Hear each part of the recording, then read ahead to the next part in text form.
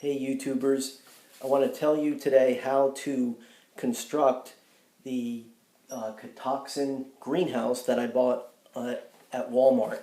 The directions that came with it were not really that good, but I was able to put the greenhouse together. It was easy, but there was a few things missing that I wish would have been in the instructions that made the task a little bit more difficult. I had to spend some time thinking about really how to put some parts together, the order that they should be put in. The instructions didn't include any of that.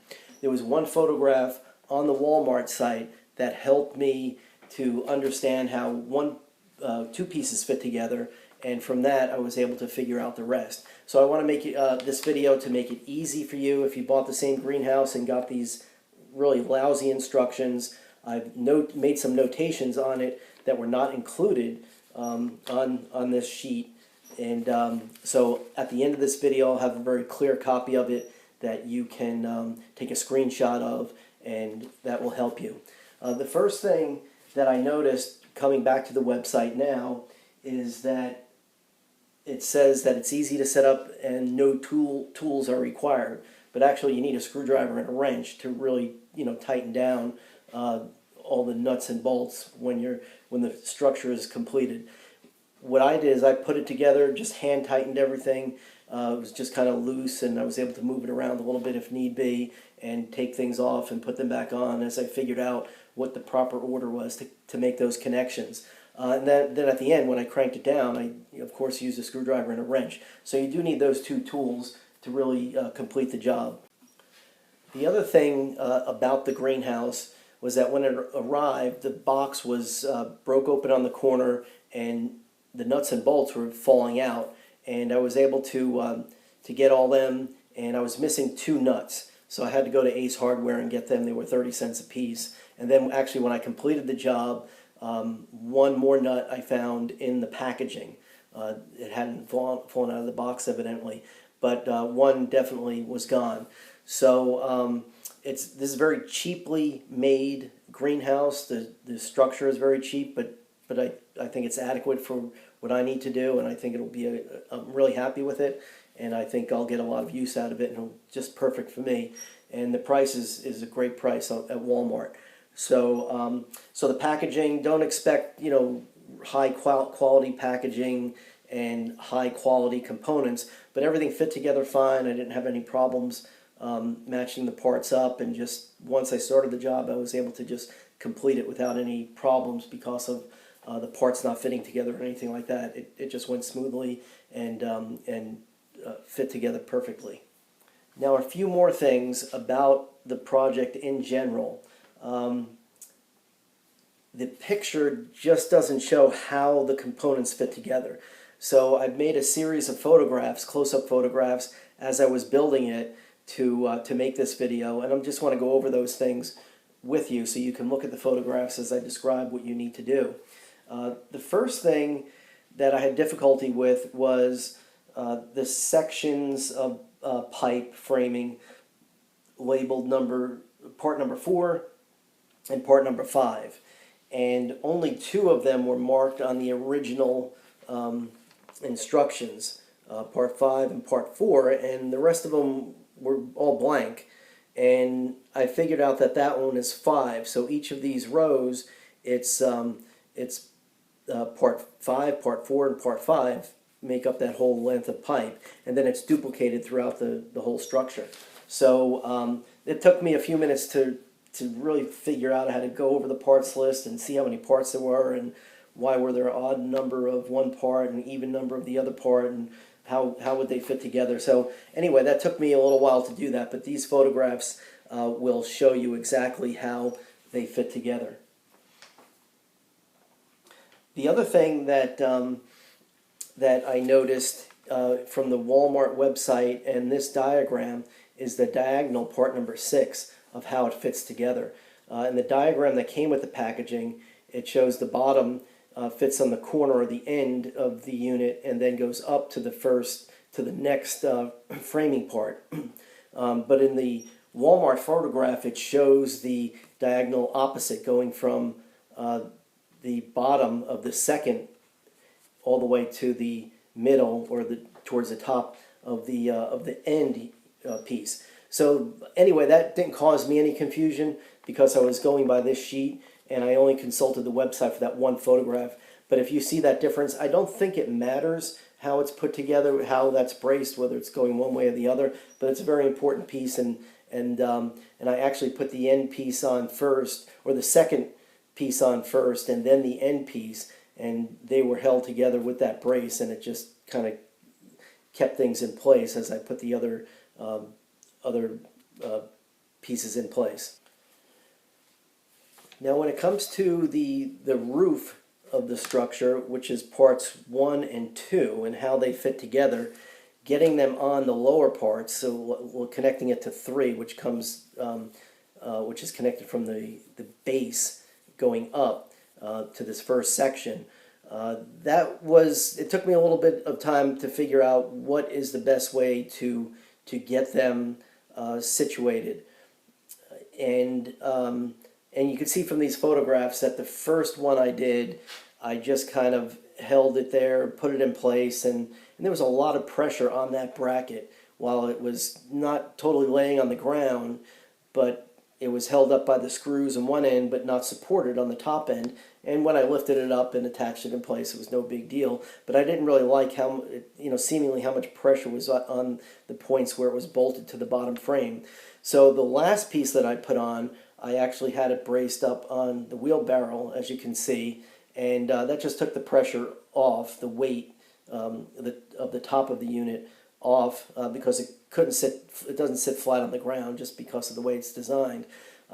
So having it propped up like that, just it's probably a better way of doing it so that you don't risk accidentally putting too much pressure and bending the bars as you're putting it together. Another important detail about the roof structure is this the top brace that goes across the very peak of the roof. It hangs from the bottom of the braces, so the screw goes in the top of the roof and goes through, and then the brace that's made up of parts 5, 4, and 5 goes along the bottom of that and is held up by the nut. So it doesn't go on top of the structure, it goes on the bottom of the roof. Anyway, I wasn't sure how to do that, but that is the one picture on the Walmart website that helped me figure that out, because I wasn't sure the best way to do it. I wanted to put it on top of it because I thought it would give it more strength, but I think just the way the outer material goes on there, it's better that it's on the inside or the bottom of the roof peak. As I put the unit together, part number 3 goes from the floor of the unit up towards the first brace, and I just loosely attached them at all the points, part number 3, at all the points along the floor, and I just had them laying down on the ground, and I think that was the best way to do it. And then that enabled me just to lift up the part number 3 as I needed to, because it didn't make any sense to tighten up the bolt enough just to keep them standing up straight, because you need enough flex in there to be able to get all the pieces together and get it situated. So you don't want to tighten anything down, just keep them loose, and part number 3 can just lay on the ground until you're ready to attach the roof part to them, and then you can just swing it up and lift it up. And actually the first roof piece that I put on was where the diagonal bracket fits in, and that actually held up part number 3 of the second one. So that's actually the roof part that I put on first, and then it made it very easy to go to the next one, and then after that I did the next 2 sections at the other end. That cross brace, which is part number 6 that goes at a diagonal, I have a detailed photograph of that, and take a look at that. It actually is sandwiched between the flooring framework and the outer framing of the greenhouse, and it's just squeezed in between there. And anyway, the bolt is just barely enough to go through all those pieces and thread the nut, but it is long enough, and all the bolts are the same size length.